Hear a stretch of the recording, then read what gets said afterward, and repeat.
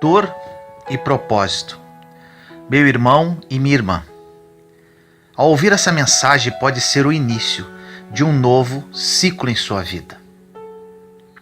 Desse modo vos tornarei filhos do vosso Pai que está nos céus, porque ele faz nascer o seu sol igualmente sobre maus e bons, e faz cair a chuva sobre justos e injustos. Muitas pessoas falam assim: eu não entendo por que tal coisa aconteceu com fulano. Ele é um homem de Deus. Eu não entendo por que ciclano, vivendo uma vida de pecado e sendo uma pessoa tão mundana, está prosperando. Muitos de nós tendem a julgar as nossas vitórias terrenas pela nossa vida espiritual, pela nossa relação com Deus. Ou seja, se eu sirvo muito a Deus, eu deveria estar bem financeiramente, eu deveria estar blindado com relação a qualquer mal ou qualquer acidente físico. Eu deveria estar protegido quanto às ofensas, rejeições ou qualquer tipo de problema emocional. E quem não serve muito a Deus e nem considera Deus, deveria estar sofrendo. Este é o pensamento que predomina, raras exceções. Nesta passagem, diz totalmente ao contrário. O Deus que você serve e o Deus que aqueles que estão lá fora não querem servir, faz o sol nascer para os dois. Quem é bom vai ter sol no rosto. Quem é ruim, da mesma forma, terá sol no rosto. Quem é mau terá chuva para regar as plantas. Quem é bom desfrutará da mesma chuva. É igual para todo mundo. Aí eu pergunto, então qual é a vantagem de servir a Deus? Primeiramente, infelizmente, muitos desconsideram a principal vantagem: desfrutar a eternidade, pois estão tão focadas nas coisas naturais que servir a Deus pelo que Ele é e viver um dia na Nova Jerusalém não é o suficiente, pois sempre querem mais. O mais difícil Deus nos dá, nosso nome no livro da vida. Não nos contentamos somente com isso, queremos mais. Não nos contentamos com grandes presentes. Isto acontece como uma criança. Quando damos um presente caro para ela, ela brincará com ele por algumas semanas, ou até mesmo por alguns dias, e depois descarta. Para a criança não faz diferença nenhuma dar o melhor ou pior presente, pois ela abandonará tanto o melhor quanto o pior. Nós não valorizamos o que já está em nossa mão, valorizamos o que nós ainda vamos ganhar. É por isso que ainda muitos acabam com o casamento, porque não valorizam a pessoa que Deus já colocou ao seu lado. É por isso que muita gente murmura do emprego, pois ela não pensa como será a vida sem o emprego. A tendência é não valorizar o que já se tem. Deus deu a eternidade, a salvação, e não achamos que está bom. Ficamos perguntando, qual o próximo presente? O que vai ter de novo? Mesmo estando presenteados com o melhor de todos os presentes, Deus sabe como funcionam os seus filhos. E Ele resolveu criar um sistema de recompensas, chamado na Bíblia de galardão, para nos abençoar enquanto estamos aqui neste mundo. Não podemos precisar quanto tempo viveremos neste mundo. Não precisamos viver uma vida miserável, corrompida ou sofrida, só porque já temos a salvação. O grande problema é que a chuva vai cair sobre nós, servindo a Deus ou não. E o sol vai brilhar sobre nós, servindo a Deus ou não. Servir a Deus não tem nada a ver com as coisas que Ele pode nos dar aqui nesta terra, porque tem pessoas que nunca serviram a Ele, não irão para o céu, mas são abençoados por Ele aqui, por mais contraditório que pareça. Porque uma coisa é você aceitar Jesus, a outra é cumprir os princípios bíblicos. Um exemplo: existem pessoas que nunca serviram a Jesus, mas honram pai e mãe, por isso têm uma vida longa. É uma promessa bíblica. Contraditoriamente, existem pessoas que servem a Jesus, porém não respeitam os pais e não os honram, e querem ter longevidade. A Bíblia diz que quem honra pai e mãe viverá muito na face da terra. Os princípios são claros, porém por vezes fingimos que não lemos. Para melhor elucidar essa mensagem sobre propósito e dor, vamos falar um pouco sobre um personagem bíblico muito conhecido, Jó. No livro de Jó, capítulo 1, versículo 1 diz: Havia um homem na terra de Uz, cujo nome era Jó, e este era um homem sincero, reto e temente a Deus, e desviava-se do mal. Ou seja, Jó era um homem bom. Hoje em dia existem poucos homens com as qualidades de Jó. Jó ainda, segundo a Bíblia, acordava nas madrugadas e fazia sacrifícios a Deus pelos seus filhos.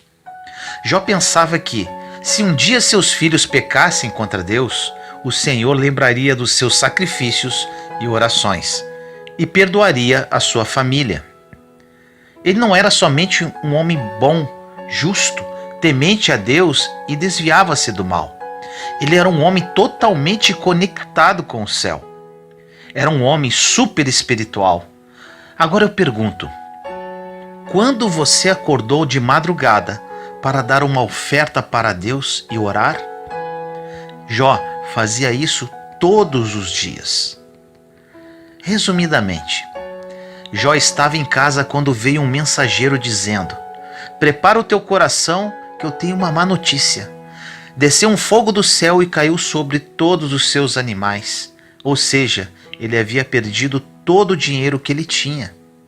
Jó era o homem mais rico do Oriente. Enquanto esse mensageiro falava, entrou outro mensageiro e falou: Soprou um forte vento e derrubou a casa que todos os seus filhos estavam. Morreram todos. Não obstante, Jó ainda pegou uma doença que apodrecia a carne. Ele ficou doente, perdeu todo o seu dinheiro e perdeu todos os seus filhos. Jó perdeu tudo o que era importante em um só dia. Ele perdeu todas as coisas principais da vida de um homem: a provisão, a sua família e a sua saúde, apesar de ser um homem super espiritual. Tiramos uma lição aqui. Deus não é um Deus que evita tragédias. Deus te ensina a lidar com as tragédias. Enquanto você ficar achando que Deus tem a obrigação de evitar que certas coisas aconteçam em sua vida, você sempre ficará revoltado com Deus. Você vai dizer: por que isso? Por que aquilo? Por que ele ou ela morreu? Por que essa doença? Por que essa traição?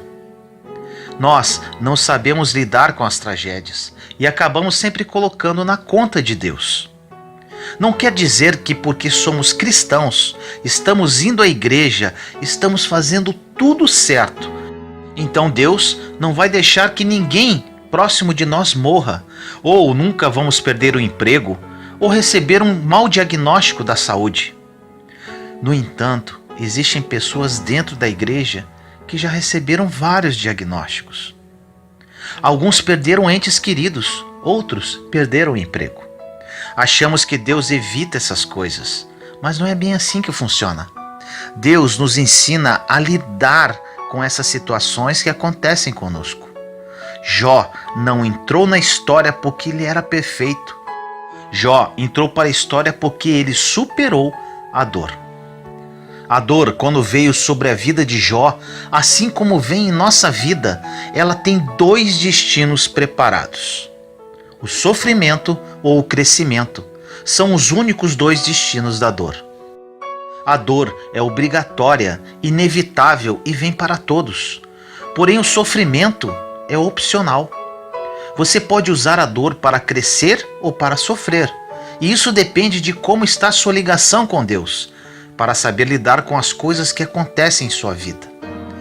Deus permite as dores e decepções para aprendermos a lidar com a vida.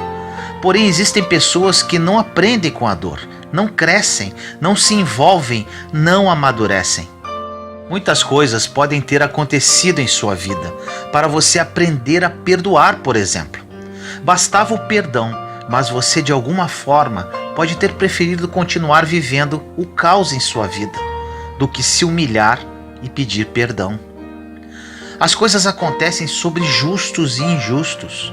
A diferença é que sobre os justos sempre haverá uma saída. Sobre os bons sempre haverá um futuro. Sobre quem serve a Deus tem o auxílio, a salvação, tem o conselho, tem o milagre. O que aconteceu com Jó foi uma tragédia sem tamanho. Ele era um homem temente a Deus, um homem quase perfeito. Por que isso? Porque a chuva cai sobre justos e injustos. O problema não é o que acontece com você. O problema é sobre o que você faz com aquilo que te aconteceu. Você pode dizer agora: me enganaram, me traíram, perdi tudo. Agora eu te pergunto, o que você vai fazer com relação a isso? Reclamar, murmurar, blasfemar com relação a Deus? Ou você vai aprender com tudo isso e começar tudo de novo da forma correta? Você pode falar: meu cônjuge quer sair de casa. Deus não pode permitir isso. Faça um momento de reflexão neste momento. Para que seu cônjuge queira sair de casa, será que você pode estar falhando em alguma coisa? Ou quem sabe ele precisa melhorar alguma coisa em seu caráter? Porque por muitas vezes as dores, como no caso de Jó, vão trazer uma autorreflexão. Jó ficava sentado, coçando suas feridas com um caco de telhas e refletindo sobre a sua vida. Até que um dia, Deus, usando um de seus amigos, fala para Jó: Jó, o teu primeiro estado, ou seja, do homem mais rico do Oriente com uma família maravilhosa, vai parecer pequeno diante do que eu vou fazer. Esta palavra de destino, de propósito, só tem para quem serve a Deus. Esta palavra de certeza de futuro, somente um servo pode ter. Independente de como possa estar a sua vida hoje, Deus vai te tirar desta situação. O problema é que quando as primeiras coisas começam a sair do trilho, começamos a murmurar contra Deus. Será que Deus existe? Será que Deus esqueceu de mim? Será que eu estou na igreja certa? Será que este pastor tem oração forte? O normal é partir para a murmuração e reclamação. Tudo que fere a nossa fé congela nosso coração, ao invés de confiarmos que Deus tem um propósito com as más notícias, com as dores e com as frustrações.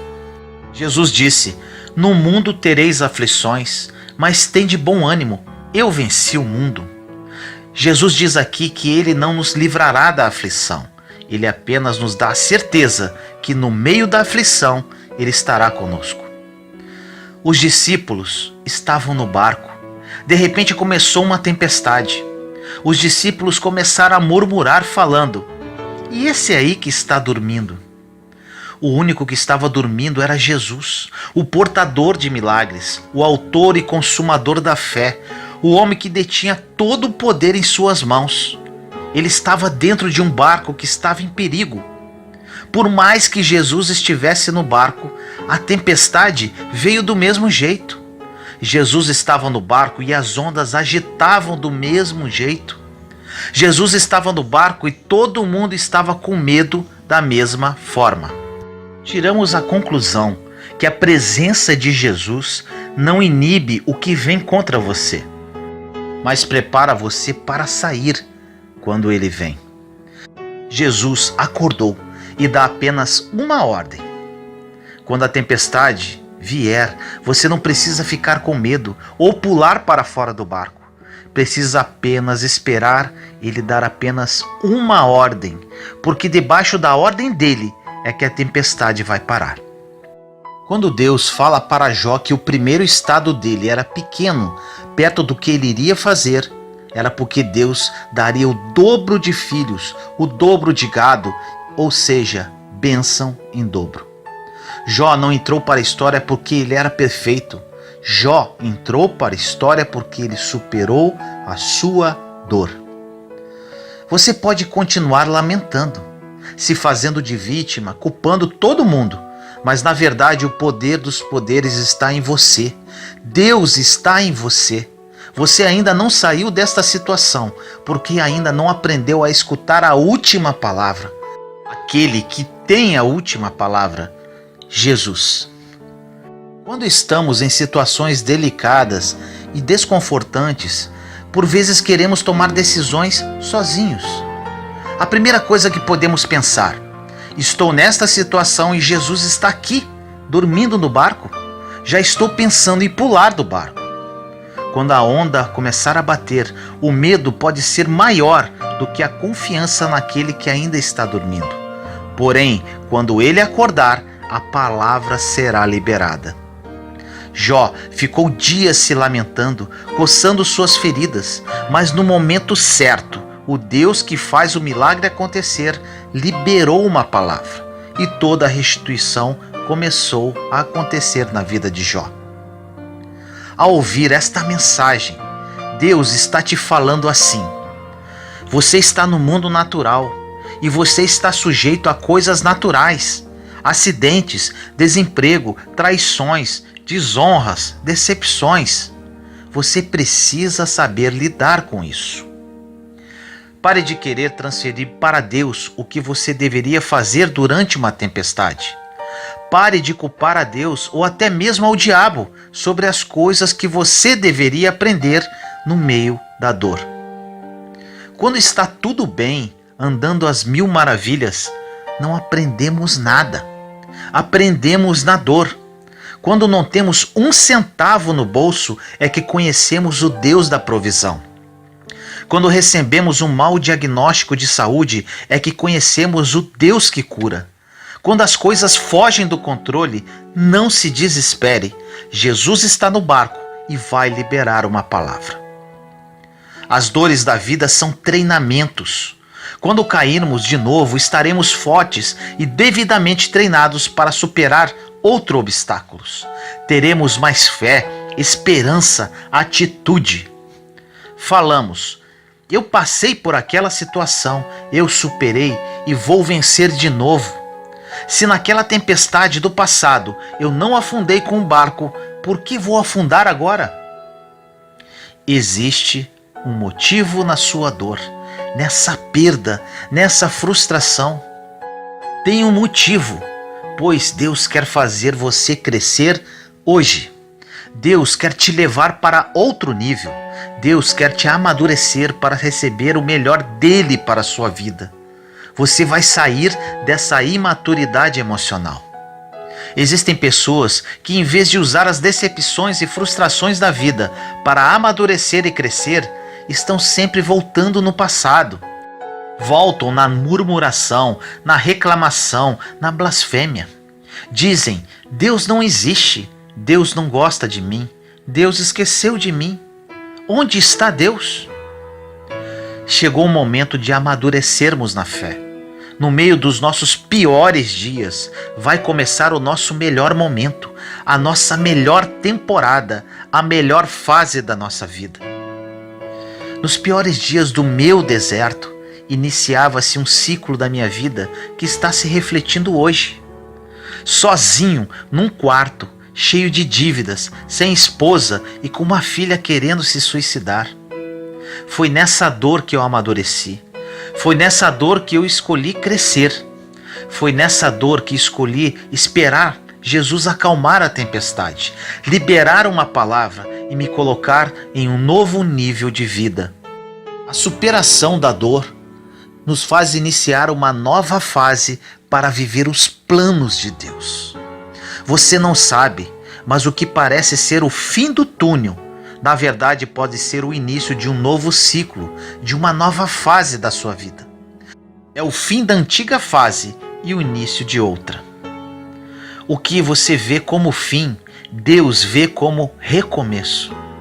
Você tem a visão de sofrimento, Deus tem a visão de treinamento para algo maior. Você vai ser valorizado quando sair dessa dor. Você vai ter outro nível de pensamento quando amadurecer durante o sofrimento, durante a decepção, durante a amargura. Jesus conhece perfeitamente todo esse processo do ser humano.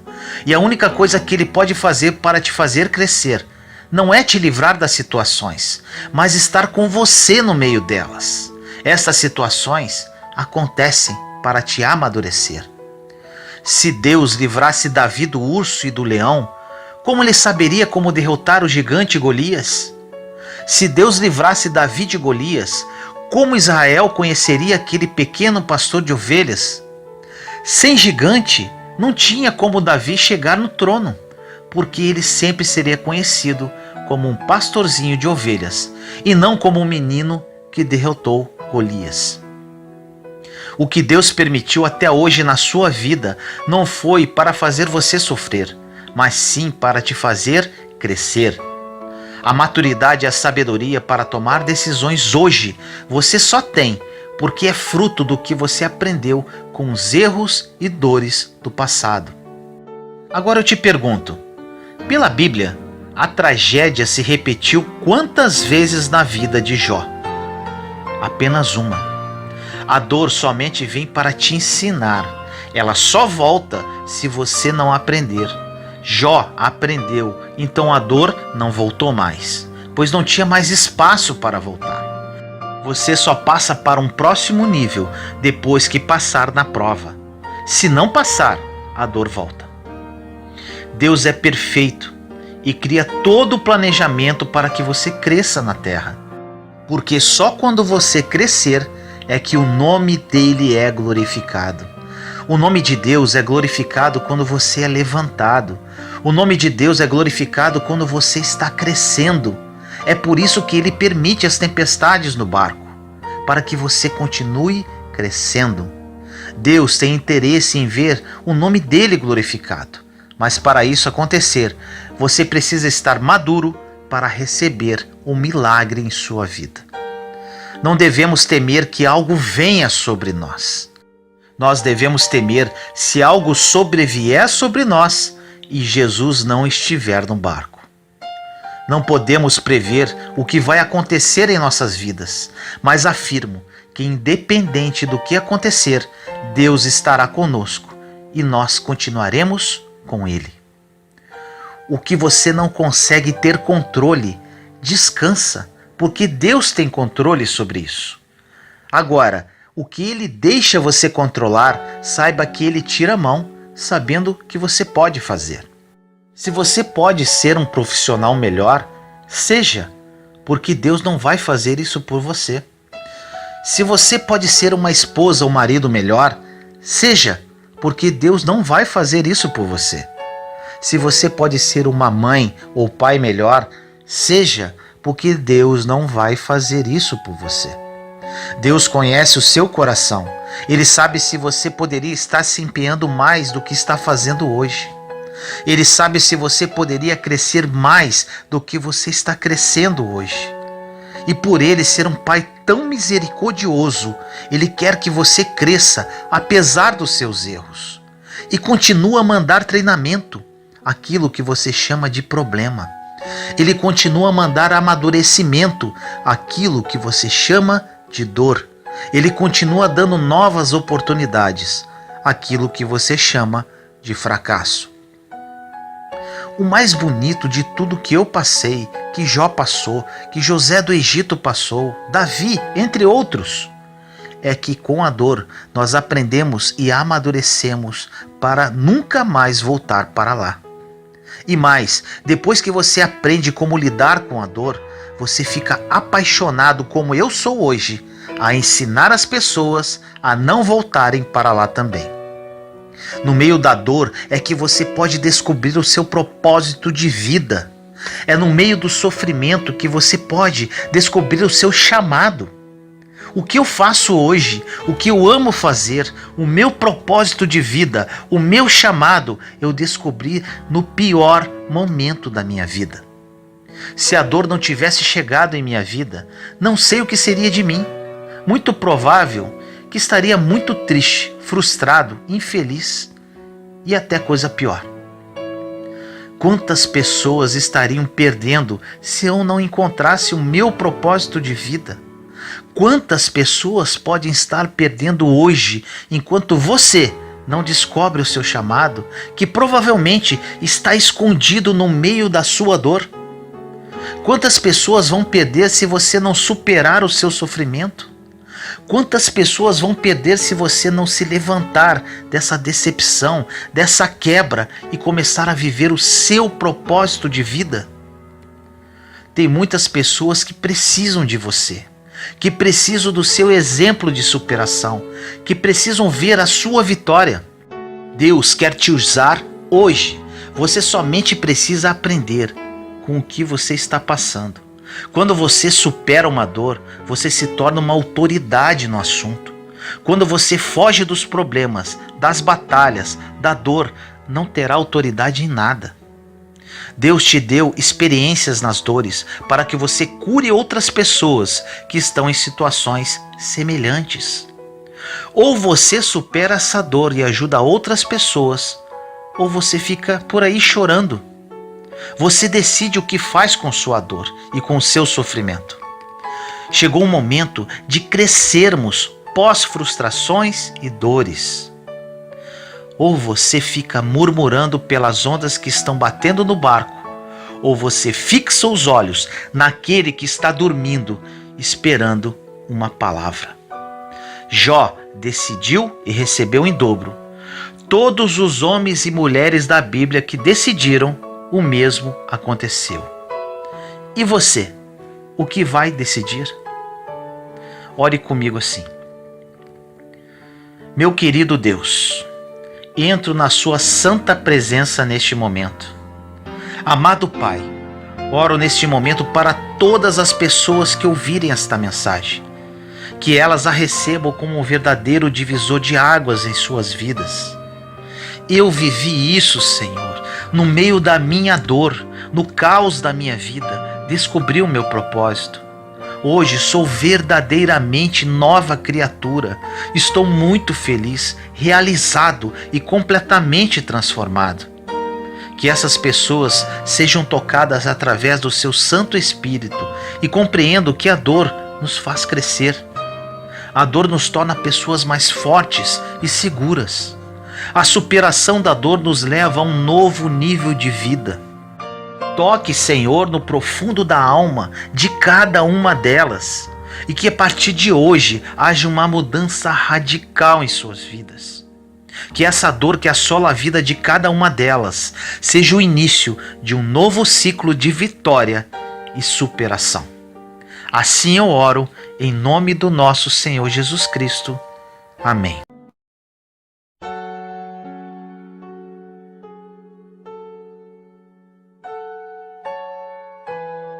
Você crê no que você lê? Meu querido irmão e irmã, ouça com atenção essa mensagem, pois ela poderá mudar a sua vida radicalmente.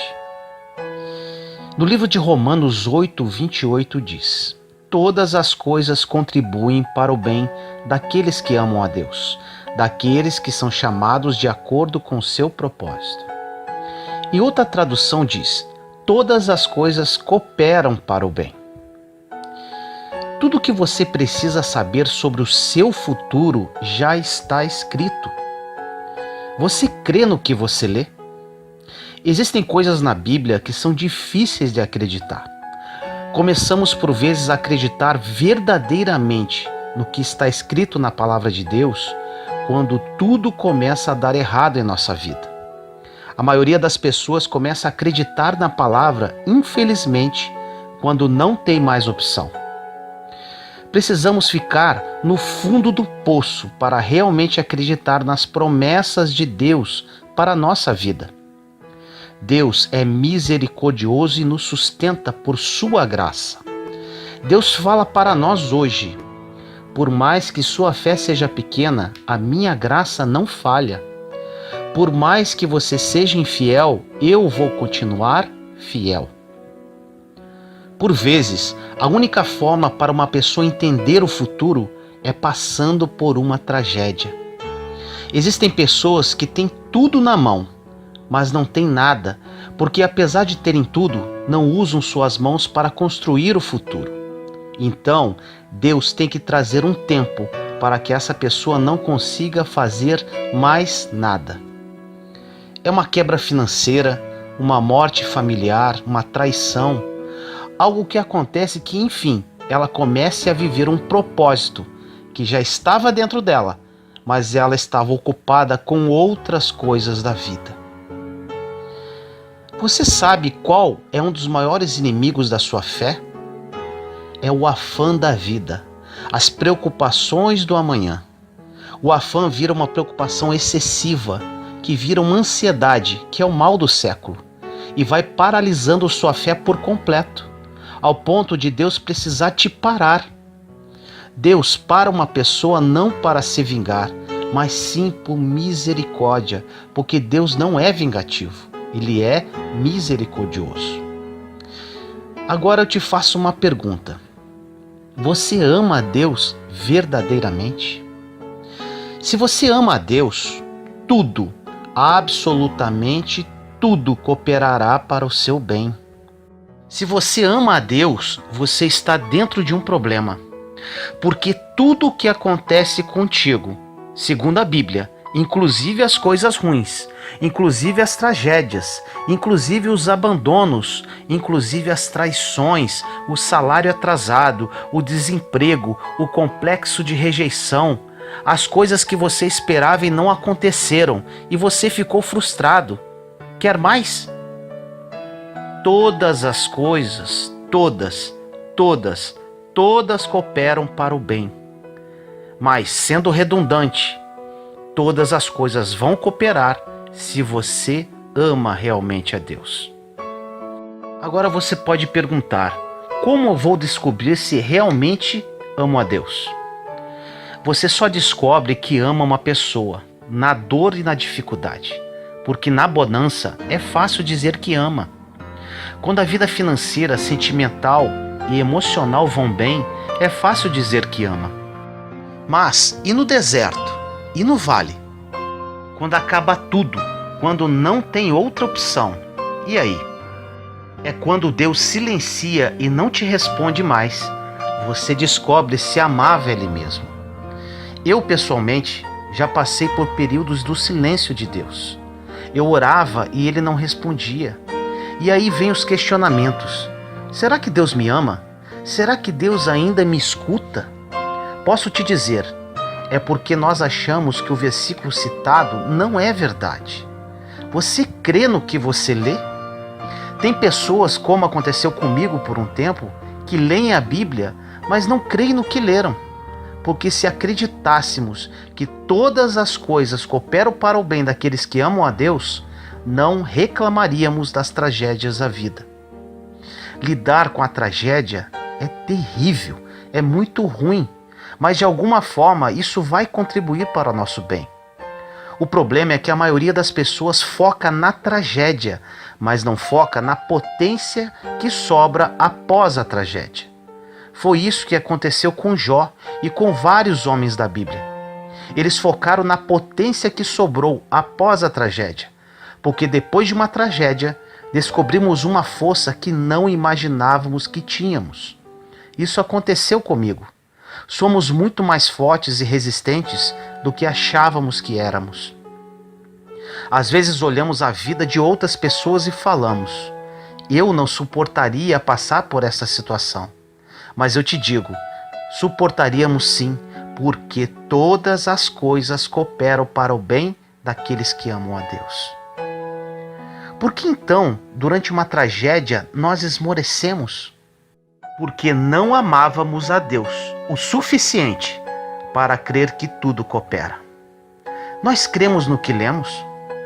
A prova de amor sempre vem na dificuldade, na tragédia que o amor se revela. Quando está tudo bem, todo mundo ama. Quando alguma coisa acontece em nossa vida que foge do controle, é ali que mostramos se amamos ou não. Quando a Bíblia diz que todas as coisas cooperam para o bem daqueles que amam a Deus, é para aqueles que estão diante de uma dor terrível e ainda falam: ainda diante das dificuldades, eu estou de pé.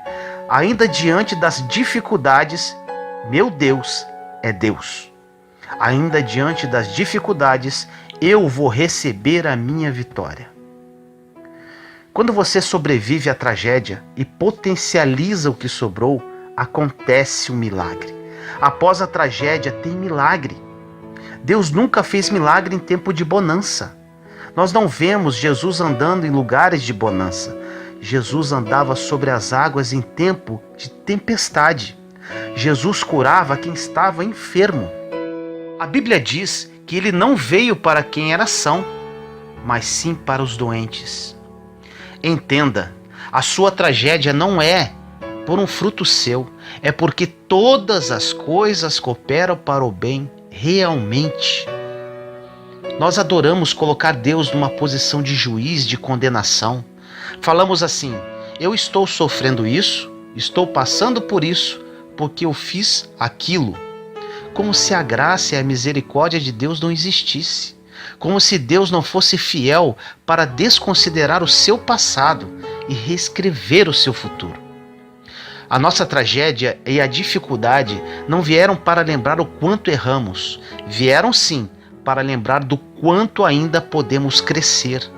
Vieram para lembrar que algo muito bom virá mais para frente.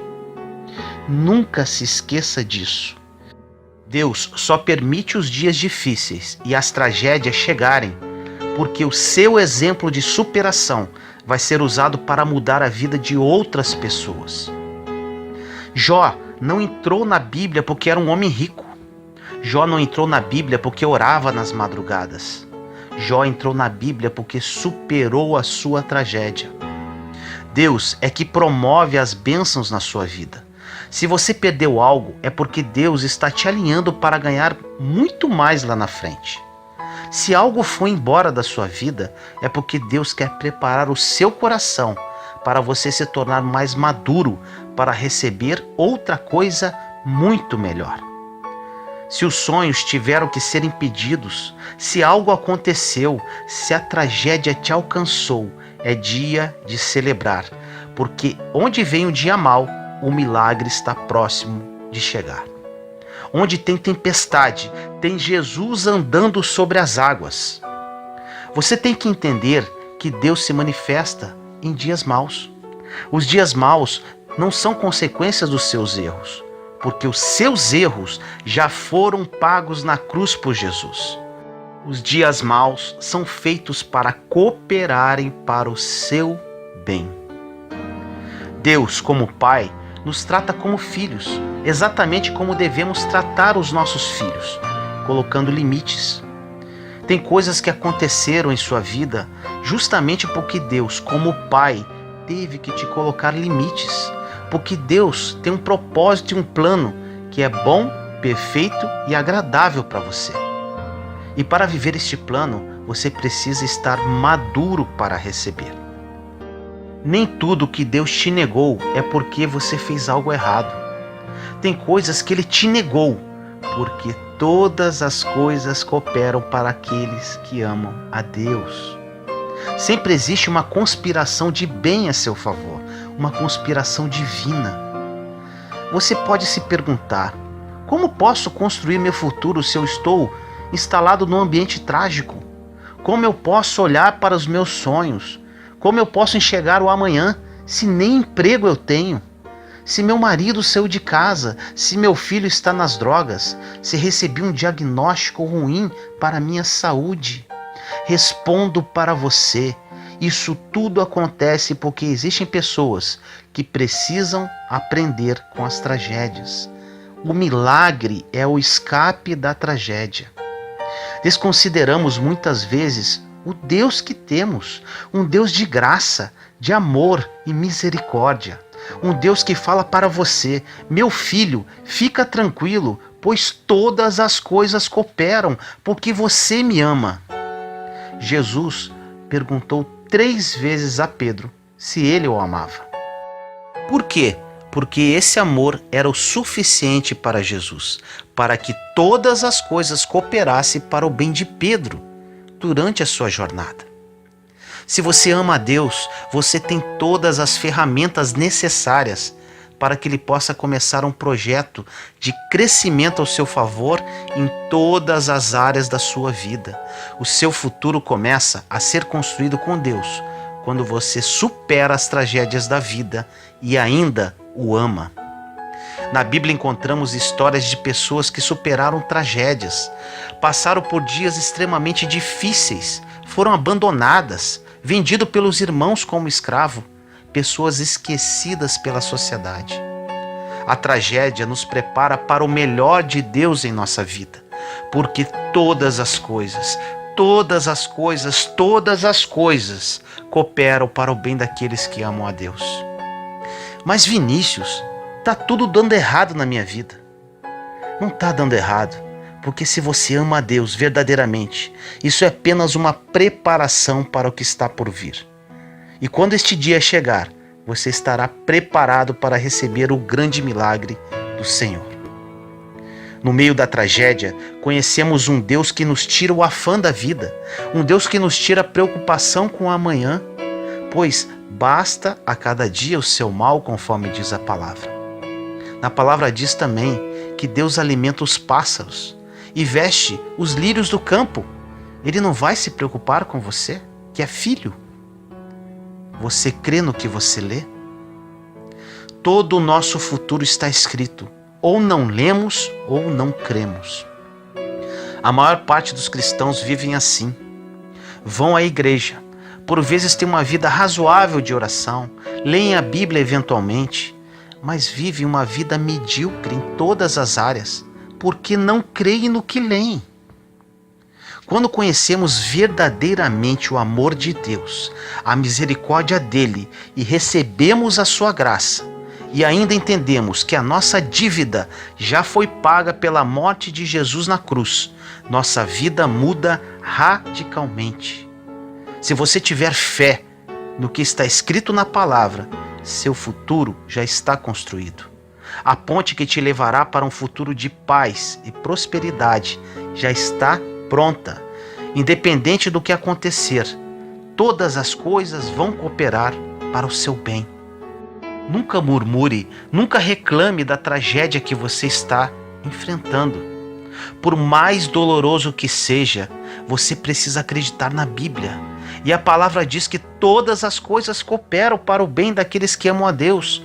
Eu vou repetir isso quantas vezes forem necessárias. Não importa se você tem um problema na família, nos relacionamentos, na vida financeira. Não importa se você não tem esperança no futuro. Não importa que você está em depressão. Não importa que você está com medo ou com pânico. Não importa que você está noites sem dormir, com insônia. Não importa as preocupações que fazem você não acreditar em mais nada.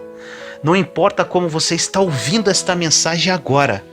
Se você ama a Deus, tudo isso cooperará para o seu bem e Deus vai manifestar um milagre na sua vida após essa tragédia.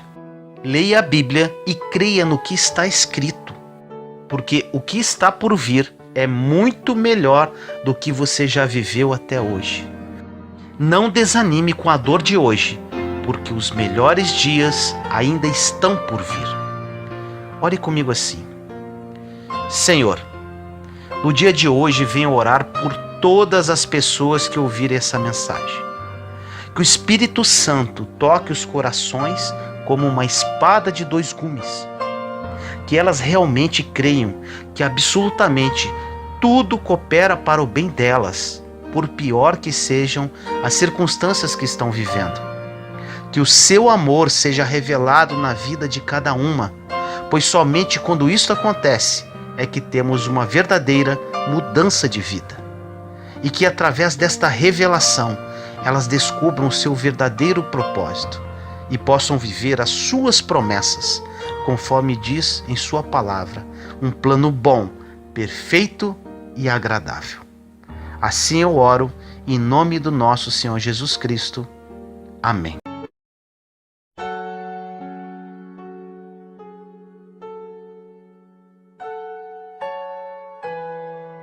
O poder de pensar certo.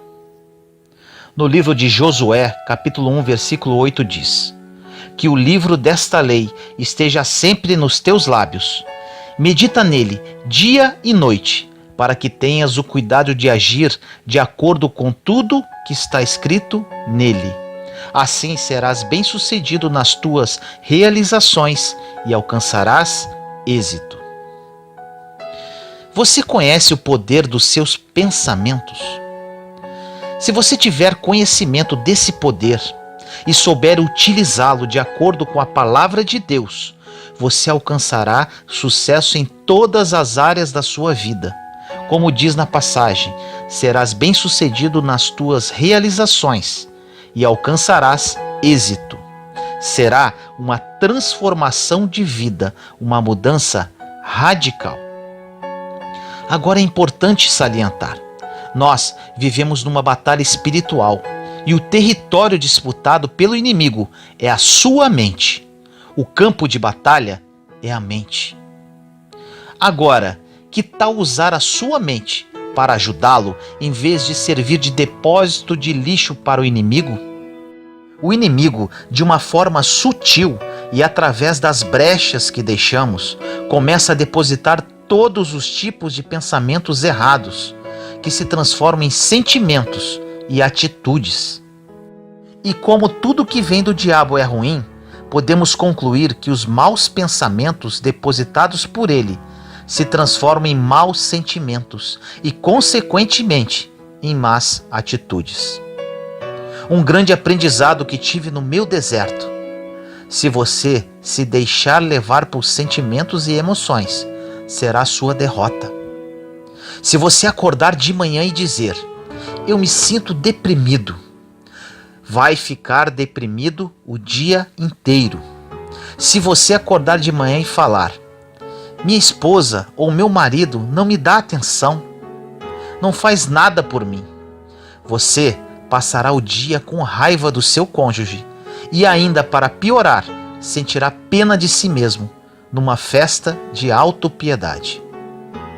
O inimigo vai tentar falar no seu ouvido e você tem que aprender a responder para ele. Jesus passou 40 dias no deserto sendo tentado por Satanás.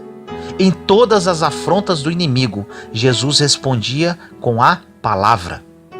Exatamente isso que devemos fazer: responder com a palavra. Por isso, a importância de meditar na palavra, como diz na passagem inicial. Se não conhecermos a palavra, não teremos argumentos para contra-atacar as afrontas do inimigo. Agora, se você não acredita que existe um inimigo que sussurra coisas no seu espírito, na sua alma, e que são mentiras, você nem precisa ouvir o restante desta mensagem. Agora, para você que acredita, todas as mentiras sussurradas não são verdades.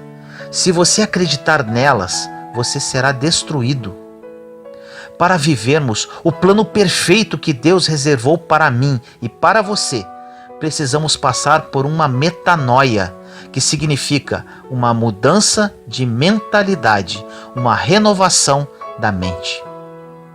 Existem pessoas dentro da própria igreja que, infelizmente, não renovaram as suas mentes e são controladas pelo inimigo de uma forma muito sutil, quase imperceptível.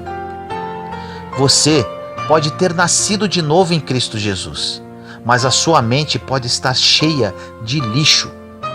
Se você é cristão e está sempre com raiva, chateado, com ciúmes de pessoas, ansioso, egoísta, egocêntrico, entre outros, infelizmente, apesar de ter aceitado Cristo como seu Senhor e Salvador, não viverá ainda nesta vida o que Jesus morreu para você viver. A sua mente faz uma grande diferença para o resultado da vida que viverá aqui. Faça hoje um inventário dos seus pensamentos. O que tem passado pela sua mente ultimamente? Se você está deprimido hoje, o que você anda pensando? Se você está com raiva, o que você está pensando? Se você está amargo, o que você tem pensado? A origem de tudo está na mente. pensamentos geram sentimentos que geram atitudes. Agora, uma boa notícia. Podemos ter a nossa mente renovada de acordo com a palavra de Deus. Eu sempre cito esse versículo que mudou minha vida. Romanos 12:2, que diz: E não vos conformeis com este mundo, transformai-vos pela renovação da vossa mente, para que conheças qual a boa, perfeita e agradável vontade de Deus. Essa passagem foi um grande divisor de águas em minha vida. Quando eu estava lendo a palavra, foi como se esta passagem saltasse da Bíblia em 3D. Foi uma revelação incrível. Segundo o entendimento que me foi dado através do Espírito Santo, Deus tem um plano bom, perfeito e agradável para mim e para você. Porém, para vivermos este plano, precisamos ser transformados pela renovação da nossa mente. A chave estava aqui, renovação da mente. Para mudar a nossa vida, primeiramente precisamos mudar a nossa mente. Renovou a mente, a vida muda radicalmente. Foi isso que aconteceu comigo.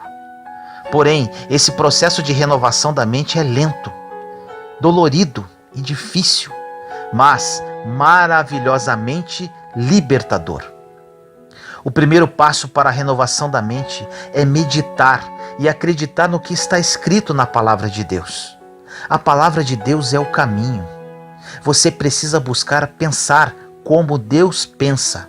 E na palavra está exatamente escrito como Deus pensa. Infelizmente, as pessoas querem renovação, querem milagres, querem mudanças, porém não leem e não meditam na palavra. Como haverá mudança? A maioria delas deixam os pensamentos fluírem e com isso vivem vidas frustradas. Estão sempre deprimidas e falam o que querem. O inimigo está à espreita e se você não pensar como Deus pensa, sua mente será um playground para ele. Você sabia que existem muitas pessoas que possuem graves problemas por causa do que pensam sobre si mesmas? São muitas, e grande parte delas são cristãs. Isso desagrada o coração de Deus, pois isso mostra uma total falta de confiança nele, que nos criou à sua imagem e semelhança. Ele enviou seu Filho muito amado para pagar um preço terrível e para morrer por nós numa cruz. Por que pensar mal sobre nós mesmos? Deus nos ama e devemos amar a nós mesmos. Em 1 Coríntios, capítulo 2, versículo 16 diz: Quem conheceu a mente do Senhor para que possa instruí-lo? Nós, porém, temos a mente de Cristo. Nós temos a mente de Cristo. E ainda temos dons e talentos, como diz em Romanos, capítulo 12, versículos de 6 a 8. Temos diferentes dons, de acordo com a graça que nos foi dada. Se alguém tem o dom de profetizar, use-o na proporção da sua fé. Se o seu dom é servir, sirva. Se é ensinar, ensine. Se é dar ânimo, que assim faça. Se é contribuir, que contribua generosamente. Se é exercer liderança, que exerça com zelo. Se é mostrar misericórdia, que o faça com alegria. Podemos fazer algo grande e importante para as pessoas do corpo de Cristo. Pare de deixar o inimigo te puxar para baixo através de pensamentos errados. Aprenda a falar como Deus fala, como Ele o vê, e sua vida vai mudar radicalmente. No livro de Efésios, capítulo 4, versículos de 22 a 24 diz: Quanto à antiga maneira de viver, vocês foram ensinados a despir-se do velho homem, que se corrompem por desejos enganosos, a serem renovados no modo de pensar e a revestir-se do novo homem, criado para ser semelhante a Deus em justiça e em santidade, provenientes da verdade. Essa passagem é incrível. Se eu dissesse a você, esqueça o velho homem e revista-se do novo homem. Pare de agir como você age e haja da maneira como Deus quer que você haja. Você poderia dizer: eu quero fazer isso, mas como eu posso fazê-lo? A passagem é clara. Você não poderá se transformar no novo homem se viver com pensamentos antigos. Você tem que ter a sua mente renovada.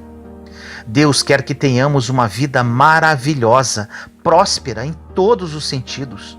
Porém, Ele não poderá fazer nada se você não tomar a decisão de renovar a sua mente para viver os planos dEle. Isso não é uma opção, é uma condição. Quando a sua mente é renovada, é incrível o que acontece. Estaremos sempre com boas expectativas, que algo bom vai acontecer conosco. Nos tornamos pessoas esperançosas, cheias de fé, alegres, satisfeitas, independente das circunstâncias que vivemos. E o mais interessante, ficamos sensíveis ao Espírito Santo. Somos conduzidos por Ele. Vivemos pela fé e não mais pelos sentimentos e emoções. Agora, fique atento. O inimigo não desistirá. Ele estará sempre sussurrando. Mas olha o que acontece. Você pode acordar de manhã e quando o inimigo sussurrar no seu ouvido dizendo que o seu dia será ruim, você dirá: estou muito animado, Senhor, porque creio que algo de bom vai acontecer hoje. Eu acredito que algo de bom vai acontecer no mundo, no governo, na minha família, no meu trabalho. E o inimigo vai embora. Em Tiago 4,7 diz: sujeitai-vos, pois, a Deus, resisti ao diabo e ele fugirá de vós. Eu decidi que não iria sentar por aí e ser um cristão amargo, acreditando em todas as mentiras que o diabo sussurrou no meu ouvido sobre os meus erros, meu passado, minha personalidade e muitas outras. Tomei a decisão de viver a vida que Jesus morreu para me dar e todos os dias, quando acordo, acredito que algo de bom vai acontecer na minha vida e vem acontecendo constantemente. Quando você renova a sua mente, você vai viver com esperança, sendo prisioneiro dela, se recusando a ficar desesperado e negativo. E não haverá absolutamente nada que o diabo poderá fazer contra você. Ele perde o controle quando, não importando o que ele faça, você fala: Deus está resolvendo isso para mim. Algo bom está prestes a acontecer a qualquer momento. Algo bom vai acontecer hoje. E se hoje não acontecer nada, você acorda na manhã seguinte e fala a mesma coisa, e assim por diante. E acredite, confie, em breve você terá sua vitória. Uma pessoa com a mente renovada possui uma mente saudável, pacífica, que aprende a amar a simplicidade. Quando renovamos a nossa mente, começamos a viver a palavra. Olha essa passagem maravilhosa em Filipenses capítulo 4, versículos 6 e 7. Não vos inquieteis com nada, mas apresentai a Deus todas as vossas necessidades, pela oração e pela súplica, em ação de graças. Então a paz de Deus, que excede toda a compreensão, guardará os vossos corações e pensamentos em Cristo Jesus. Isso é maravilhoso. Não precisamos nos preocupar com nada. Precisamos pedir, sermos gratos pelo que temos, sermos felizes e deixar Deus trabalhar. Quando renovamos nossa mente, é exatamente isso que acontece. A maioria dos problemas que passam pela mente das pessoas estão ligadas à ansiedade, preocupação e ao estresse. A Bíblia nos ensina que a preocupação, na verdade, é o orgulho da carne, pensando: se eu procurar uma solução em minha mente para esse problema, eu vou encontrar. Em 1 Pedro, capítulo 5, versículos 6 e 7 diz: Humilhai-vos sob a mão poderosa de Deus, para que no tempo oportuno ele vos exalte. Lançai sobre ele toda a vossa preocupação e ansiedade, porque é ele que cuida de vós.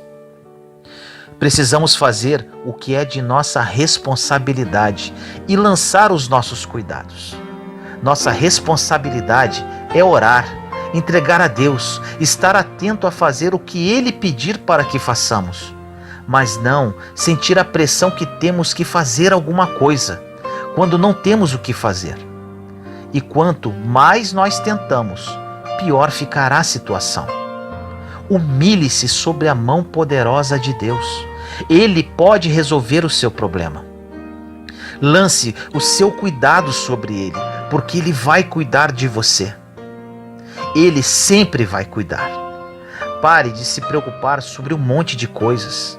A única maneira de termos esse acordo com Deus é parando de cuidar de nós mesmos e lançando-nos ao seu cuidado, humilhando-se sobre a sua mão poderosa, e no devido tempo, no tempo dele, seremos exaltados. Quando você achar que está demorando, diga: Deus está trabalhando no reino espiritual a meu favor, e no tempo perfeito dele, a minha bênção vai chegar. Algo bom vai acontecer. Faça isso. Só porque você não está vendo nada, não quer dizer que Deus não está trabalhando. As coisas boas estão no horizonte para você. Portanto, não pare, não desista. Preocupação é inútil, impotente. Preocupação significa provocação, perturbação, incômodo, aborrecimento, maltratar, perseguir até a fadiga. Preocupação não nos faz bem. Confiar em Deus é a única maneira de parar de se preocupar.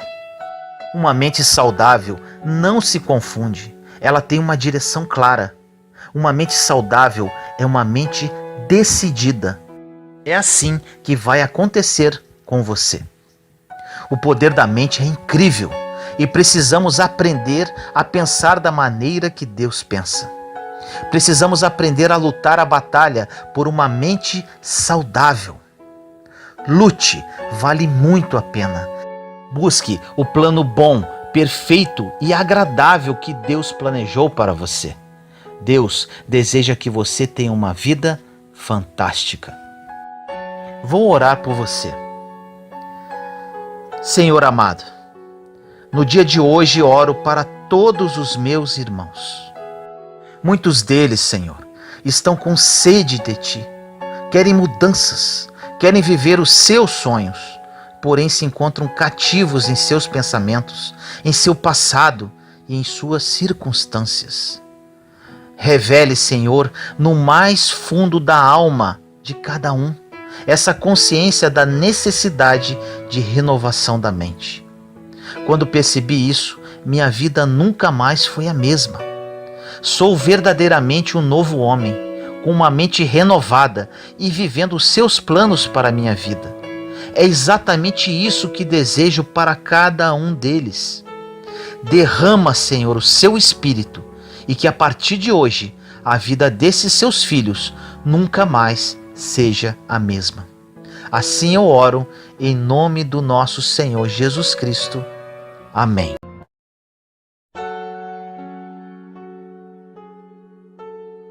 Seja guiado pelo Espírito Santo, não seja guiado pela sua cabeça. Em 2 Coríntios, capítulo 3, versículo 6 diz: Foi Ele quem nos tornou aptos para sermos ministros de uma aliança nova, não da letra, e sim do Espírito, pois a letra mata, mas o Espírito comunica a vida. Nesta passagem diz que somos aptos, ou seja, estamos prontos para ministrar no Espírito a nova aliança. Isso não é incrível? Precisamos aprender a sermos guiados pelo Espírito Santo em nossa vida diária, em tudo, absolutamente em tudo o que fazemos.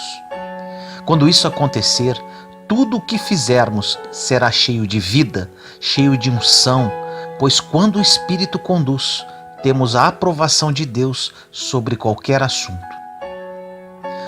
Normalmente vivemos empurrando tudo na carne. Mas o que isso quer dizer? Que agimos sobre emoção através de planos mirabolantes de nossas mentes.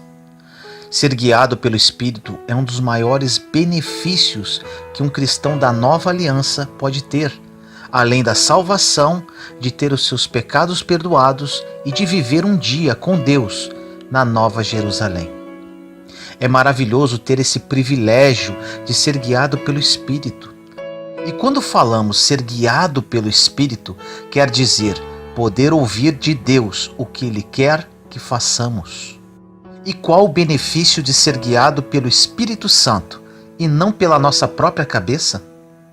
Isso quer dizer que você não precisa ficar perguntando para outras pessoas como deve agir com relação a qualquer assunto da sua vida, pois Deus mostrará a você exatamente o que fazer. Você pode estar falando agora: meu Deus, isso é incrível, eu quero isso para mim.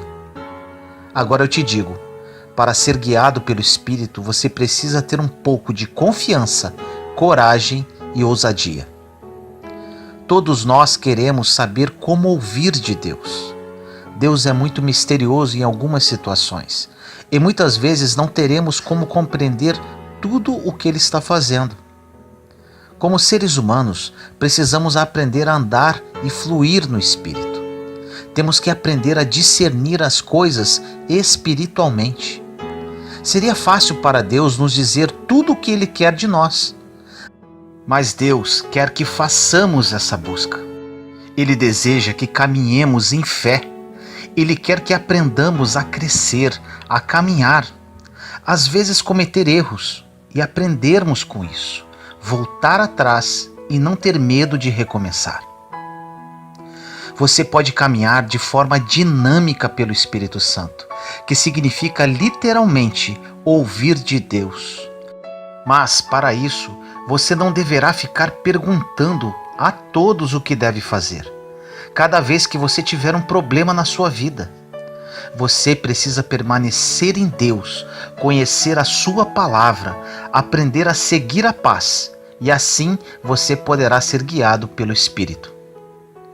Paulo disse isso na passagem no início da mensagem, que não deveríamos ser guiados pelas leis da aliança antiga, ou mesmo as leis que nós próprios criamos, ou às vezes pelas leis denominacionais da religião. Todo mundo tem um monte de leis e regras que querem que sigamos, mas Paulo disse: eu estou aqui para lhe ensinar a ser guiado pelo Espírito. Em 2 Coríntios 3:8 diz: como não será ainda mais glorioso o ministério do Espírito? Nós temos a oportunidade mais gloriosa de nossa vida. Olhe isso! O Espírito de Deus vive em mim e em você. E todas as vezes que precisarmos fazer alguma coisa com relação a qualquer situação em nossa vida, Deus nos guiará através da sua palavra e do seu Espírito. Isso é demais. Em 1 João, capítulo 2, versículo 27 diz: quanto a vós, a unção que recebestes dele permanece em vós, e não tendes necessidade de que alguém vos ensine. Mas, como sua unção vos ensina tudo, e ela é verdadeira e não mentirosa, assim como ela vos ensinou, permanecei nele. Essa passagem fala sobre a unção. Essa unção é a presença, o poder e capacidade de Deus. Pregamos a palavra pela unção do Espírito. Vemos várias pessoas que não têm qualquer tipo de formação adequada para pregar, falar em público, mas são ungidas, ou seja, conduzidas pelo Espírito Santo. Quando estamos ungidos por Deus para fazer alguma coisa, isso não se torna difícil para nós. Somos ungidos para diversas coisas, uns para pregar, outros para ensinar, outros para cantar, outras ungidas para ser mãe, um pai ou uma pessoa de negócios, uma pessoa de oração e intercessão, outras ungidas para ajudar. A unção é como se fosse a energia do Espírito. A unção não é apenas para exercer o ministério. A unção é para todos os dias da sua vida e para cada pequena coisa que você faz. Não vamos espiritualizar demais o ministério do Espírito Santo em nossa vida e fazê-lo soar tão espiritual. Ou seja, que ele nunca fará algo prático em nossa vida diária. Você tem o poder de Deus para fazer o que precisar. Você pode ser ungido com o Espírito para criar os seus filhos.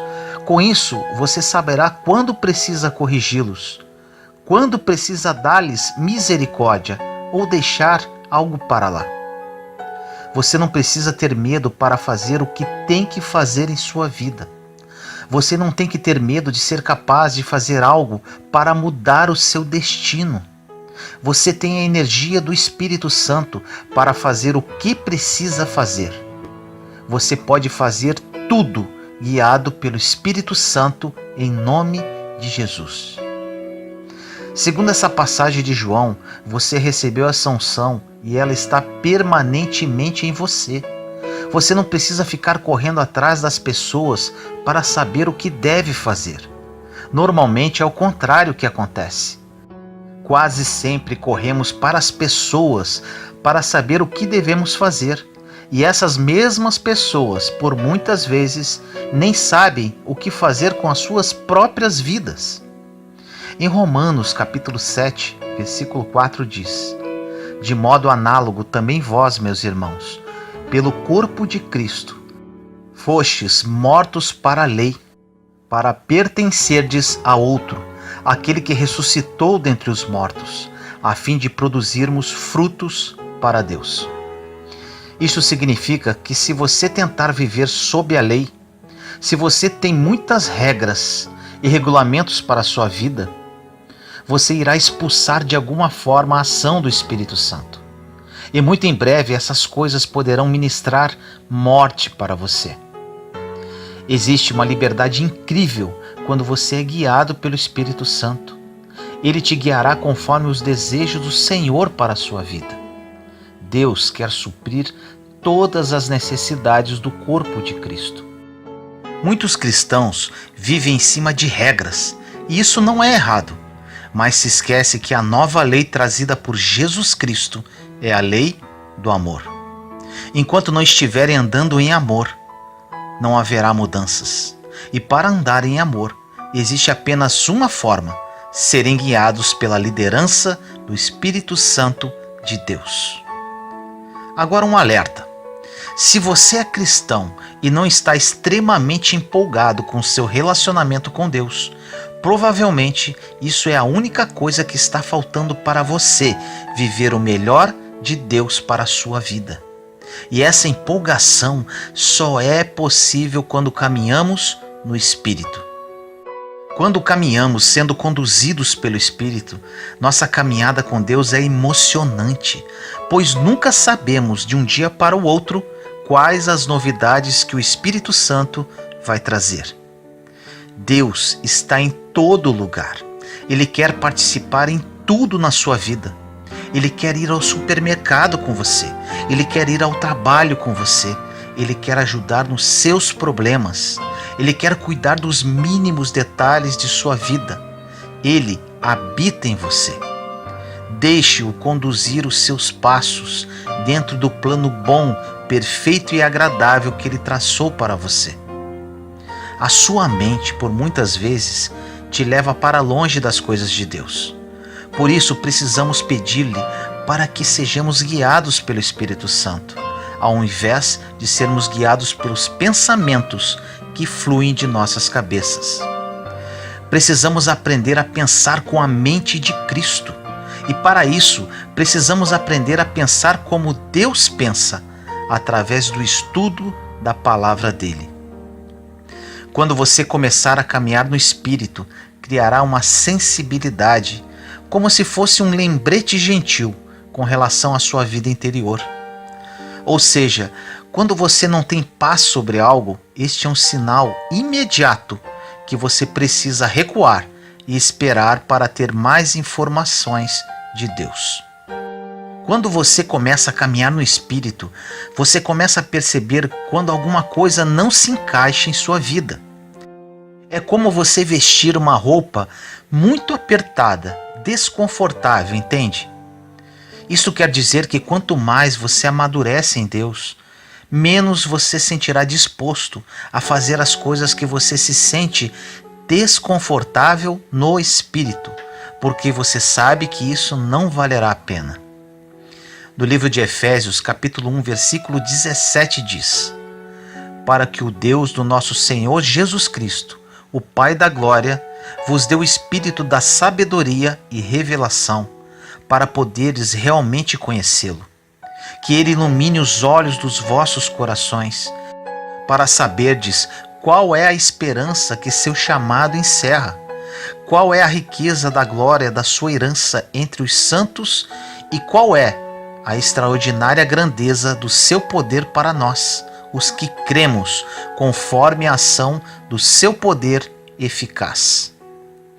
Nesta passagem, Paulo orou pela igreja pedindo 3 coisas. Primeiro, ele orou para que a igreja tivesse a sabedoria e a revelação para conhecer Deus verdadeiramente.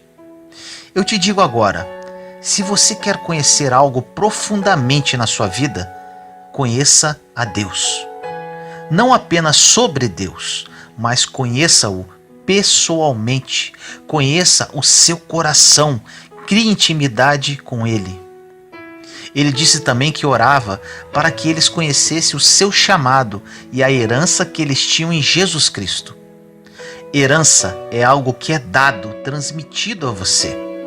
Será que temos alguma ideia do que temos pela graça imerecida e favor de Deus? Temos nossos pecados perdoados, temos justiça com Deus, temos paz, temos alegria, temos o Espírito Santo vivendo em nosso interior, nos conduzindo e nos guiando, entre outros. Olha como isso é profundo. Dentro desse segundo ponto, Paulo disse ainda que precisamos conhecer a nossa herança. Podemos ter todo tipo de conhecimento em nossa mente, mas se você não conhece a Deus e não sabe quem você é em Cristo, você pode ser até uma pessoa brilhante, mas com certeza é infeliz. E por último, ele disse que precisamos conhecer o poder que está disponível para nós, como crentes em Jesus Cristo. Precisamos sempre depender da unção de Deus, ao invés de depender do que nós sabemos. Você pode saber muito, mas se Deus não estiver com você, o que você sabe não vai fazer qualquer sentido. Em 1 Coríntios capítulo 8, versículo 1 diz: no tocante às carnes sacrificadas aos ídolos, entende-se que todos temos a ciência, mas a ciência incha, é a caridade e o amor que edifica. Nesta passagem, existe uma discussão em poder comer ou não a carne oferecida aos ídolos. Paulo disse que se tivessem fé, saberiam que o ídolo não era absolutamente nada, apenas um pedaço de madeira. No entanto, ele disse: se você não tem a fé para isso, simplesmente não coma, porque é melhor que você mantenha uma consciência limpa do que fazer algo que poderá fazê-lo sentir-se culpado. Eles estavam mais preocupados com o que poderia entrar pelas suas bocas do que deveria entrar no seu coração. Quando uma pessoa é conduzida pelo Espírito, ele mesmo fala ao coração o que é certo ou errado. O conhecimento leva as pessoas a ensoberbecerem. Ensoberbecer vem de soberba, ou seja, achar-se melhor que os outros, cheio de altivez e orgulho. Mas o amor, a afeição, a boa vontade e a benevolência edifica, acumula-se e encoraja a crescer a sua estatura perfeita. No verso 2 deste mesmo capítulo diz: se alguém julga saber alguma coisa, ainda não sabe como deveria saber. Isso quer dizer que não importa o que você acha que sabe. Gostamos por vezes de dizer às pessoas o que sabemos. Por muitas vezes em nossas conversas, queremos que as pessoas se calem para dizermos o que pensamos e mostrar o que sabemos. Nada disso importa, porque se você não estiver andando em amor, a Bíblia diz que você não sabe nada. Obtenha todo o conhecimento que você quiser e puder, mas tenha certeza sempre de depender de Deus completamente. Podemos ter absolutamente tudo, mas se não tivermos a unção de Deus, tudo isso não valerá de nada. Não esqueça disso que vou falar agora. Não importa o que você não tem, se você tem Deus, tem mais que o suficiente. Deus quer que você acredite nisso. E quando você acreditar verdadeiramente nisso, você dará um passo após o outro e caminhará por um caminho incrível, planejado especialmente para você. Provérbios capítulo 3, versículos de 5 a 7 é uma passagem maravilhosa e resume o que falamos há pouco. Diz: confia no Senhor com todo o teu coração, não te fies em tua própria inteligência e entendimento. Em todos os teus caminhos reconhece-o, e ele endireitará as suas veredas. Se acharmos que sabemos tudo, não pediremos a Deus qualquer coisa. Precisamos ter a consciência que precisamos nos alimentar. Precisamos alimentar o nosso corpo físico com alimentos, nossa mente com conhecimento, mas principalmente precisamos alimentar a nossa alma. Normalmente o principal se torna secundário. Somente com a nossa alma devidamente alimentada podemos ser guiados pelo Espírito e não pela nossa própria cabeça. Por vezes, lutamos e conseguimos o que queríamos, segundo a nossa própria cabeça, de maneira carnal. E depois que conseguimos, falamos: eu deveria ter ouvido Deus. Já aconteceu isso com você? Ou seja, às vezes pensamos que sabemos que algo é certo pela nossa própria vontade, quando devíamos ouvir a Deus. No livro de Salmos 17:15 diz: quanto a mim, com justiça eu verei tua face, ao despertar eu me saciarei com a tua imagem. Quando temos uma alma devidamente alimentada, ficamos satisfeitos e contentes. É pelo que está dentro de nós e não pelo que temos ao natural. O que temos por dentro que nos interessa. Nos Salmos 63:5 diz: assim eu te bendirei com toda a minha vida, e ao teu nome levantarei as minhas mãos.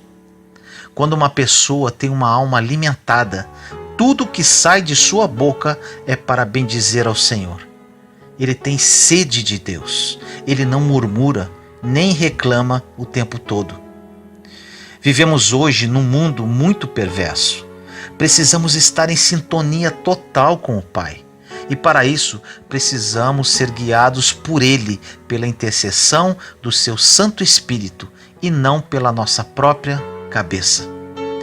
Evite o abismo em sua vida, sendo guiado pelo seu próprio entendimento, e viva a vida que Jesus morreu por você, sendo guiado pelo Espírito Santo. Ore comigo assim: Senhor misericordioso, entramos em sua santa presença neste momento. Pai amado, peço a Ti que tudo que foi dito nesta mensagem entre no mais profundo da alma de cada filho seu. Temos hoje a salvação, o perdão de nossos pecados, e um dia poderemos viver contigo na Nova Jerusalém. Porém, muitos dos seus filhos não vivem a vida que Jesus morreu na cruz por cada um de nós. Uma vida de abundância em todas as áreas de nossas vidas.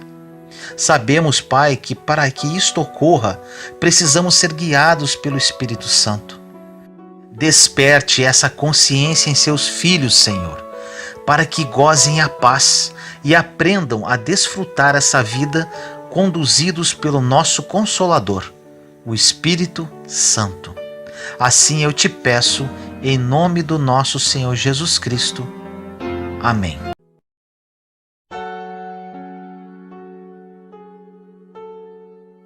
Um pouco mais sobre a fé. Palavra pequena, mas poderosa. No livro de Efésios, capítulo 2, versículos 8 e 9, diz: Pois vocês são salvos pela graça, por meio da fé. E isto não vem de vocês. É dom de Deus, não por obras, para que ninguém se glorie. Fé é acreditar nas coisas que se esperam e ter a convicção de fatos que não se veem. Tudo o que recebemos de Deus é pela sua graça e por fé. Nossa fé em Deus e em suas promessas é o caminho para vivermos uma vida em paz e próspera. É a graça de Deus e somente isso que fornece a sua bondade em nossa vida. Nenhum de nós é suficiente bom para merecer tudo o que Deus faz por nós. É somente pela graça e misericórdia dele. E isso faz com que fiquemos surpresos e impactados com a bondade de Deus. Você pode dizer: eu gostaria de ter um pouco mais de fé. Ou talvez ainda: eu não tenho fé.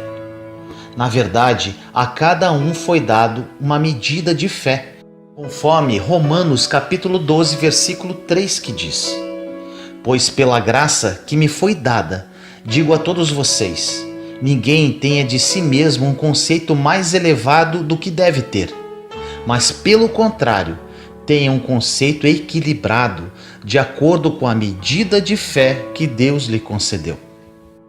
Todas as pessoas têm fé e possuem uma fé suficiente para fazerem tudo o que precisam em qualquer momento de suas vidas. Agora, sua fé pode parecer fraca, porque por vezes você não a tem usado muito, ou talvez esteja usando apenas em algumas áreas por um longo tempo, esquecendo que pode usá-la em todas as áreas da sua vida. Outra situação: você sabia que pode usar a fé para superar o seu passado? Você pode estar preso a ele por vários motivos, mas te afirmo, se você é uma nova criatura em Cristo Jesus, verdadeiramente, seu passado não precisa mais atormentar a sua vida. E você pode andar em vitória a partir de hoje. Não importa o que possa ter acontecido em sua vida no passado. Livre-se de qualquer tipo de mentalidade de vítima com relação ao que te aconteceu. Não existe possibilidade de ser vítima e nova criatura ao mesmo tempo. Uma passagem interessante está na carta de Paulo a Filemão, capítulo 1, versículo 22, que diz: Além disso, prepare-me um aposento, porque graças às suas orações espero poder ser restituído a vocês. Paulo está escrevendo esta carta a Filemão sobre um escravo que ele chamou de Onésimo. Este escravo havia fugido de Filemão e no seu caminho acabou se tornando um filho espiritual de Paulo.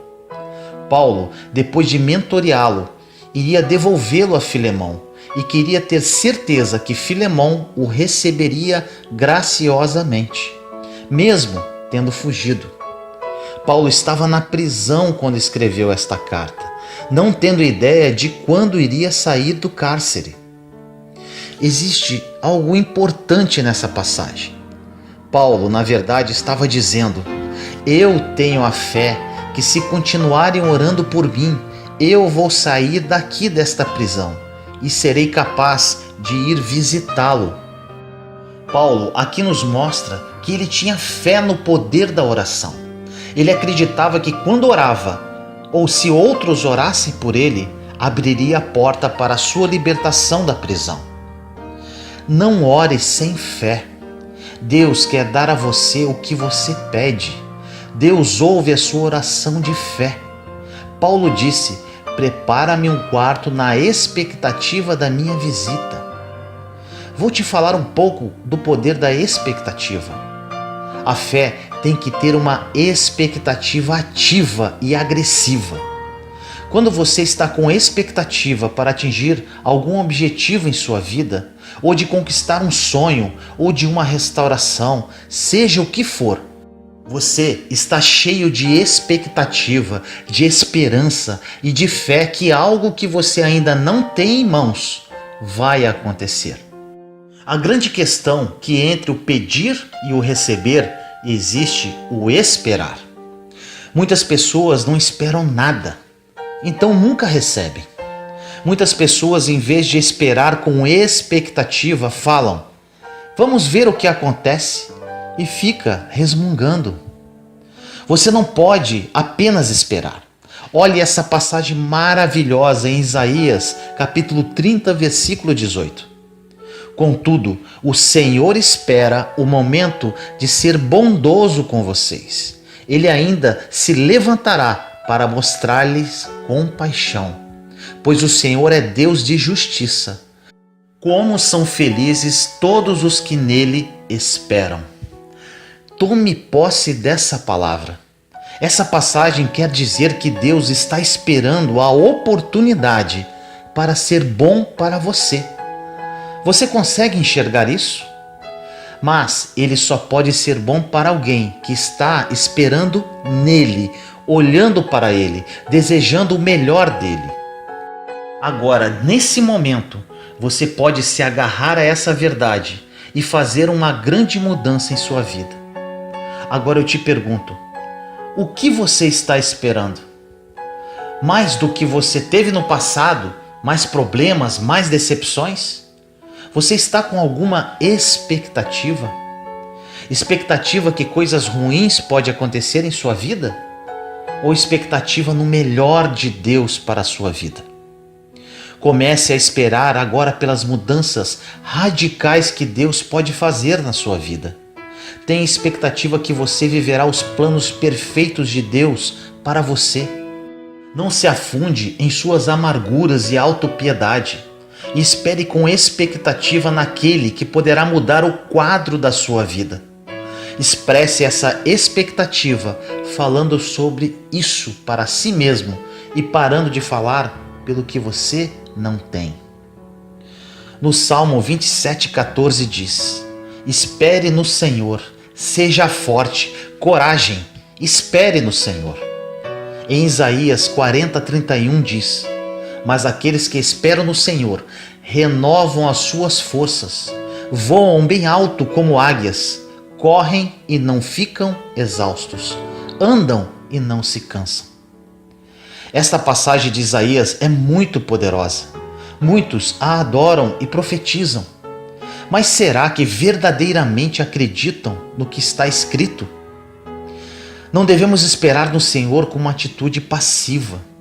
Seja ativo espiritualmente e diga: Senhor, estou esperando um avanço e talvez hoje seja o dia. A fé é cheia de expectativa. Temos que aprender que a fé é a única coisa que agrada a Deus.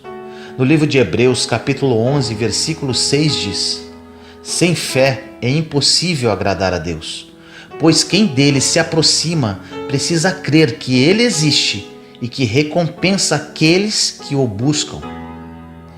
Deus não quer apenas que você creia que ele existe, mas ele quer que você acredite agressivamente que se você estudar a palavra e buscá-lo, orando regularmente, permanecendo nele, você estará esperando de alguma forma uma recompensa, porque se você serve a Deus, haverá uma recompensa. Deus promete muitas e muitas recompensas na Bíblia, e se fizermos as escolhas certas, as receberemos em nossas mãos. Talvez você possa estar no tempo de semear em sua vida. A semeadura e a colheita não são muito emocionantes, mas o agricultor nunca semeia sem ter uma colheita em mente. Ele semeia porque ele está esperando uma boa colheita. Ele não ara a terra, planta a semente, aduba, irriga, sem esperar a colheita. Precisamos semear com expectativa. Sem fé é impossível agradar a Deus. A fé tem que ser baseada na palavra de Deus. A primeira situação, precisamos ter fé em Deus. A palavra diz que todos nós temos fé e a cada um é dado uma medida de fé. Agora, o que é feito com esta fé depende de você. Você pode colocar essa fé em si mesmo.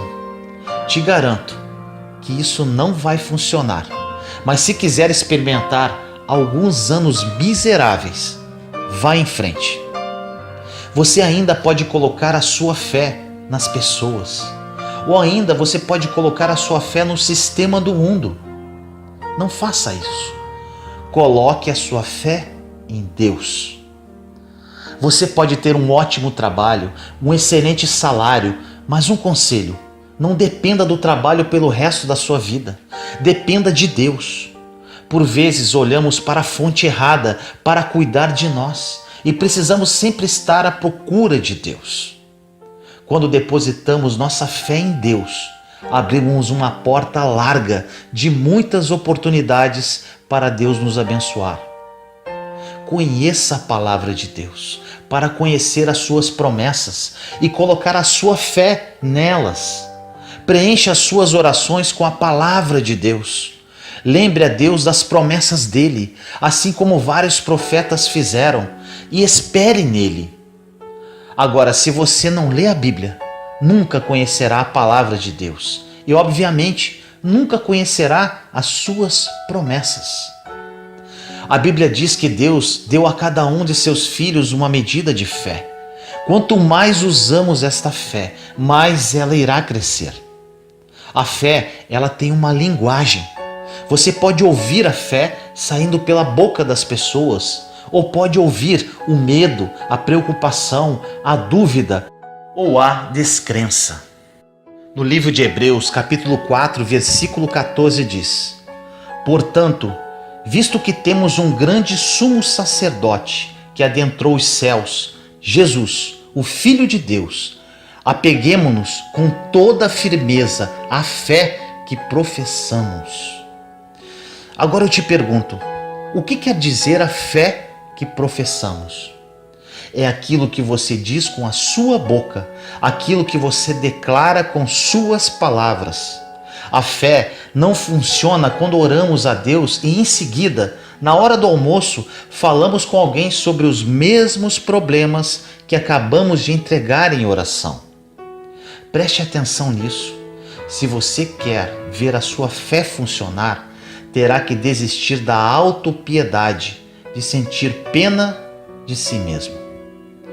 Quando oramos com fé e estamos esperando o agir de Deus, precisamos ficar atentos do que sai da nossa boca. Se caso tivermos que falar sobre o assunto, que falemos com fé.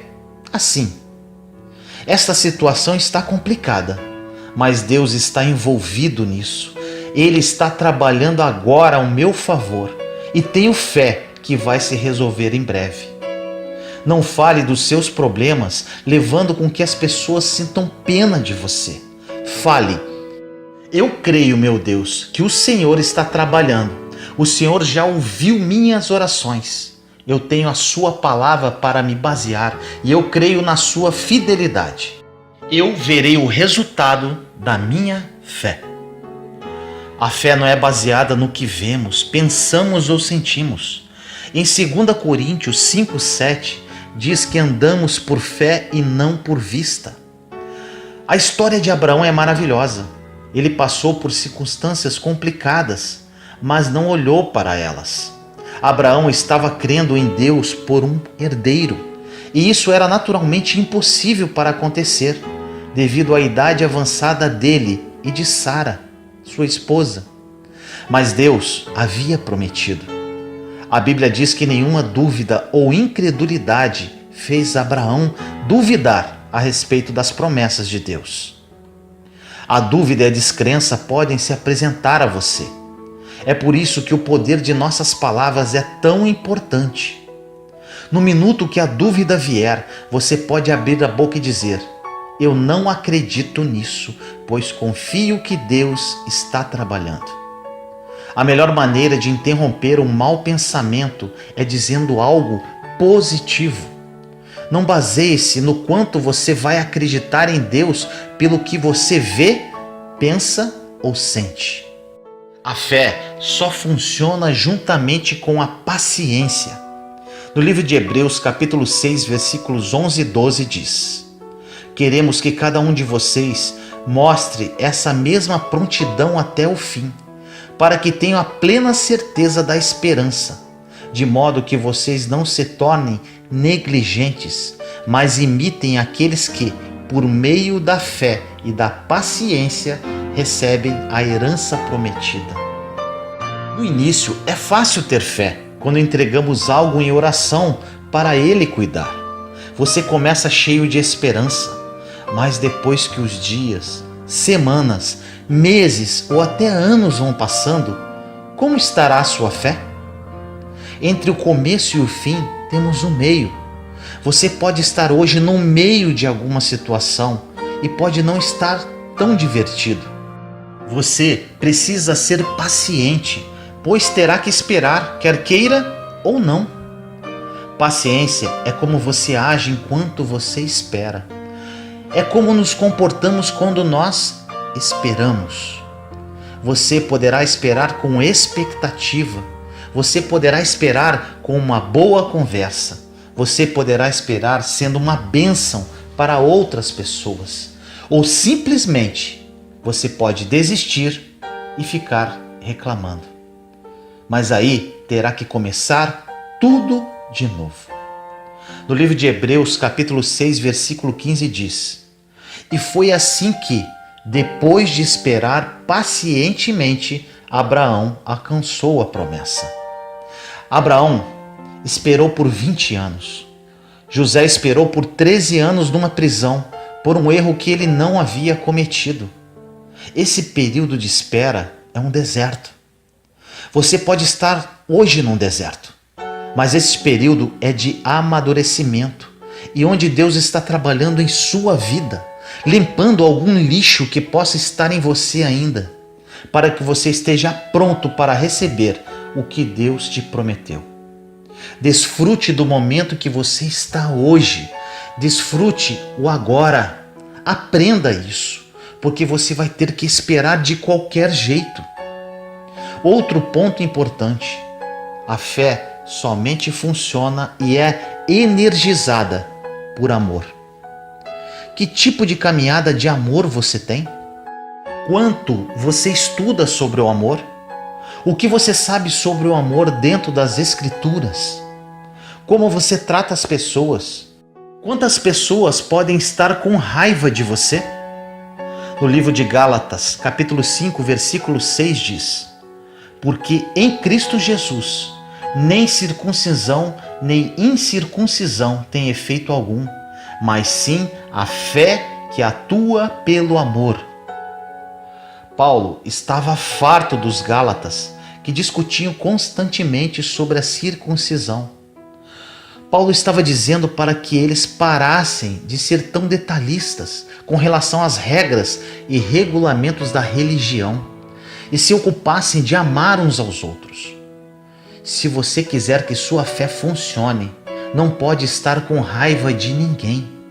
A fé somente opera por amor. Você precisa trabalhar com o Espírito Santo para viver uma fonte vibrante de amor. No livro de Hebreus, capítulo 4, versículo 3 diz: entretanto, resta entrarem alguns naquele descanso, e aqueles a quem anteriormente as boas novas foram pregadas não entraram por causa da desobediência. Isto quer dizer que se você está em fé e está chateado, não vai adiantar. Porque quando estamos esperando em fé, estamos em repouso, num descanso eterno. Aquele descanso que temos a consciência que Deus está no controle e está trabalhando nesta ou naquela situação. A fé precisa ser liberada. Ela é uma força que está em seu espírito. Você precisa liberar a sua fé em todas as áreas de sua vida e não apenas em certas áreas específicas. Libere a sua fé para a sua vida espiritual, para a sua vida emocional, sentimental e financeira. Um grande problema entre nós cristãos é que liberamos a nossa fé para alguma área e esquecemos das outras. A fé sempre traz resultados. Não sei quanto tempo terá que esperar, mas garanto que ela lhe trará resultados. No livro de Lucas, capítulo 7, versículo 50, diz: Jesus disse à mulher: sua fé a salvou, vá em paz. Ou seja, a fé salva. Em Efésios, capítulo 6, versículo 16 diz: além disso, usem o escudo da fé, com a qual vocês poderão apagar todas as setas inflamadas do maligno. Ou seja, a fé nos protege dos dardos inflamados do inimigo. A fé aumenta à medida que você usa. Você pode achar que tem pouca fé, então comece a usá-la e verá que ela aumentará dia a dia. Recebemos todas as bênçãos de Deus pela fé. Somos justos pela fé, somos santificados pela fé, somos redimidos pela fé, somos perdoados pela fé. Fazemos grandes coisas para Deus pela fé. Use sua fé e viva o melhor de Deus para a sua vida. Ore comigo assim: Senhor amado, entro na sua santa presença neste momento. Agradeço por mais um dia e hoje especialmente tomo posse de todas as palavras citadas nesta mensagem. A fé tem poder. Mesmo que seja do tamanho de um grão de mostarda, ela remove montanhas. Libero minha fé hoje, Senhor, em todas as áreas da minha vida e espero com paciência o seu agir. Ensina-me, Pai, através da ação do seu Santo Espírito, a caminhar em fé e não por vista. Desejo ser conduzido pelo Espírito Santo e não pela minha carne. Sofri muito em caminhar sendo conduzido pelas minhas emoções e sentimentos. Obrigado, Deus, por mais um aprendizado. Que essas palavras fiquem gravadas em minha mente e no meu espírito. Te amo, Pai. Em nome do nosso Senhor Jesus Cristo. Amém. Juntos somos fortes. Compartilhe esta mensagem para que mais pessoas sejam edificadas. Inscreva-se no canal e acione o sininho para ser notificado de novos vídeos. Te amo em Cristo Jesus.